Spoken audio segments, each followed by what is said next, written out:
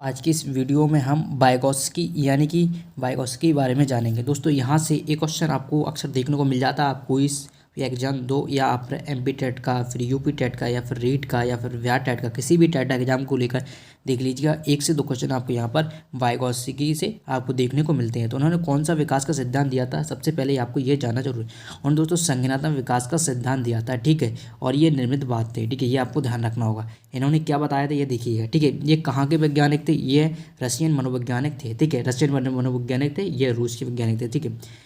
देखो इन्होंने कहा था, जीन प्याजे ने अपने सिद्धांत में सामाजिक संस्कृत को महत्व नहीं दिया था। क्या किसको नहीं दिया था? सामाजिक सांस्कृत को महत्व नहीं दिया था, लेकिन वाइगॉत्स्की ने क्या सामाजिक व संस्कृत कारकों को महत्व दिया है, ठीक है, ठीक है। इससे संज्ञानात्मक विकास, जो संज्ञान का विकास होता है, संज्ञान के जो बच्चा सीखता है, बच्चा कहाँ से सीखेगा? उन्होंने कहा है कि बच्चा अपने वातावरण से सीखता है, ठीक है।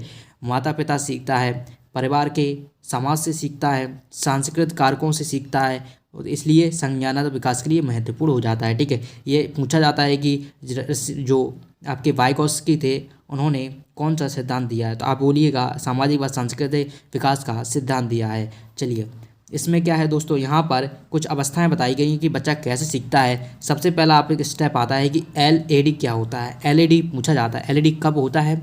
वाइगॉत्स्की जब बच्चा कोई कार्य करता है और बिना किसी की सहायता से कार्य को कर लेता है, ठीक है, तो उस स्तर को हम क्या कहते हैं? एलएडी कहते हैं, यानी कि इसका फुल फॉर्म होता है लेवल ऑफ एक्चुअल डेवलपमेंट, ठीक है। वाइगॉत्स्की के अनुसार जब बच्चा कोई कार्य बिना किसी की मदद के करता है उसे हम वास्तविक स्तर कहते हैं, यानी कि लेवल ऑफ एक्चुअल डेवलपमेंट।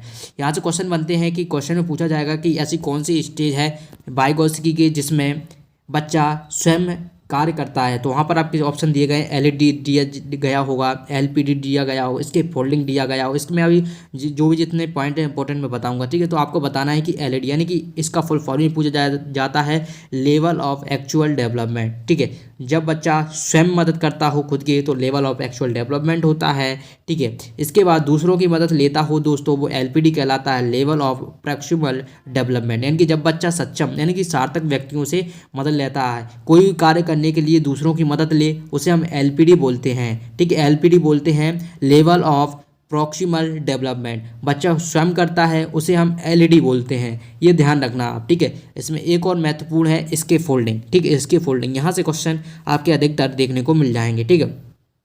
चलिए यहाँ पर और दोस्तों इन दोनों का जो अंतर होता है, इन दोनों के बीच में जो अंतर होता है हम उसे जेडपी बोलते हैं, जेडपीडी बोलते हैं, zone of proximal development theory. तो ये भी आपको ध्यान रखना होगा, इन दोनों के बीच की जो है उसे हम जेडपीडी बोलते हैं, ठीक है। चलिए अब यहाँ पर जो बालकों के वयस्कों के साथ की गई सामाजिक सांस्कृतिक अंतःक्रिया बच्चों के संज्ञानात्मक विकास में मदद देती है। हमने देखा है कि जब बालक होगा समाज के साथ बात करेगा, बड़े बूढ़ों के साथ बात करेगा, तो उसके संज्ञानात्मक विकास में मदद होगी, यानी कि वो जानेगा, चीज़ों के बारे में अच्छी तरीके से समझेगा, ठीक है। चलिए इसके बाद यहाँ पर इनके अनुसार जो वाइगॉत्स्की क्या कहते हैं कि भाषा बच्चों में सिर्फ संचार के लिए अपितु आंतरिक संभाषण आत्म बातचीत के लिए भी उपयोगी, यानी कि इसमें क्या है, भाषा दूसरों से ही बात कर लेता है और अपने स्वयं बातचीत के लिए भी यूज करता है संभाषण, ठीक है, इस तरीके से है। अब यहाँ पर और क्या इंपॉर्टेंट है आपके लिए, जो बच्चे अधिक आत्म बातचीत करते हैं वह सामाजिक रूप से अधिक दक्ष होते हैं, यानी कि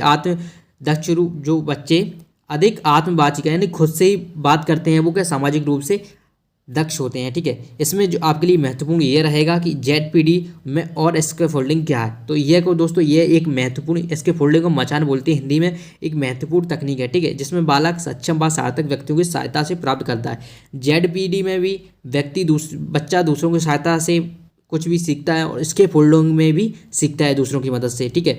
और यहाँ पर वाइगॉत्स्की ने रटकर सीखने की अपेक्षा रचनावादी ढंग से अधिगम यानी कि सीखने पर जोर दी जाए। वाइगॉत्स्की ने कहा है कि रटना नहीं है, हमें रचनावादी यानी कि आपको ऐसा वातावरण बच्चों को दिलाना है जहाँ पर वो स्वयं में सीखे, ठीक है, स्वयं में सीखे या फिर किसी दूसरे व्यक्तियों की मदद से सीखे। तो रचनावादी अधिगम के चरण क्या होंगे, यानी कि इसके फोल्डिंग के चरण क्या होंगे? इसके फोल्डिंग आपके 4 चरणों में प्राप्त होता है। तो फर्स्ट कैसा है दोस्तों, फर्स्ट रहेगा आपका, इसमें क्या रहेगा, सबसे पहले बच्चा दूसरों से हेल्प लेगा, ठीक है। दूसरा क्या स्टेप रहेगा, फिर स्वयं समस्या को समझ लेगा, ठीक है, फिर स्वयं समस्या को समझ लेगा और फिर क्या होगा, उस समस्या को हल करने में उसे निपुणता हल करने में लग जाता है, ठीक है, हल करने में वह लग जाता है। और तीसरे में क्या हो जाएगा, स्वयं उसे हल कर लेता है। और चौथा आपका स्टेप कह रहा है दूसरों की मदद से, दूसरों की मदद करने तक की निपुणता आ जाती है उसमें, ठीक है। ये आपके 4 स्टेप हैं जो इसके फोल्डिंग के अंतर्गत आते हैं, ये आपको ध्यान रखना होगा। देखिए यहाँ पर सबसे पहले यहाँ पर क्या रहेगा, फर्स्ट स्टेप जब सीखने वालों को किसी बड़े का सीधा मदद मिले, यानी कि कुछ भी सीख रहा है, कुछ भी सीख रहा व्यक्ति को किसी की मदद चाहिए, फर्स्ट स्टेप में यह रहेगा। दूसरे स्टेप में क्या रहेगा, बच्चा अपनी स्वयं सहायता करने लगता है, यानी कि बड़ा व्यक्ति पुराने सवाल व नए सवाल में समानता बताता है, ठीक है।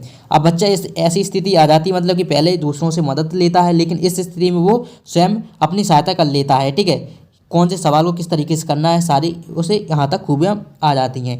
थर्ड स्टेप में का जब बच्चे को किसी भी प्रकार की बाहरी मदद की अवधारणा नहीं हो जाती वह ना ही बार बार सोचता है, इसमें क्या होगा, खुद स्वयं हल करने की पूरी उसमें तर्क शक्ति का ज्ञान हो जाता है, ठीक है, इस तरीके से। और अगला है आपका चौथा स्टेज, सोचने पर बच्चा दक्षता हासिल करे, यानी कि यहाँ पर वो सोच सकता है अच्छी तरीके से, और यहाँ पर उसका अधिगम संवाद से विकास का स्तर संभावित पहुँच जाता है। तो इस तरीके से हमने 4 स्टेप बताई, इसके फोल्डिंग के अंतर्गत आती हैं, ये आपको ध्यान रखना होगा। और दोस्तों इस सिद्धांत में बच्चा जो कुछ भी सीखता है वह दूसरों की मदद से ही सीखता है। ये मानना है कि बालक का सबसे ज़्यादा विकास खेल के मैदान में होता है। ये भी पूछा गया है कि बालक का सबसे अधिक विकास कहाँ होता है, तो बालक का सबसे अधिक विकास होता है आपका वो खेल के मैदान में होता है, ठीक है, खेल के मैदान में होता है। तो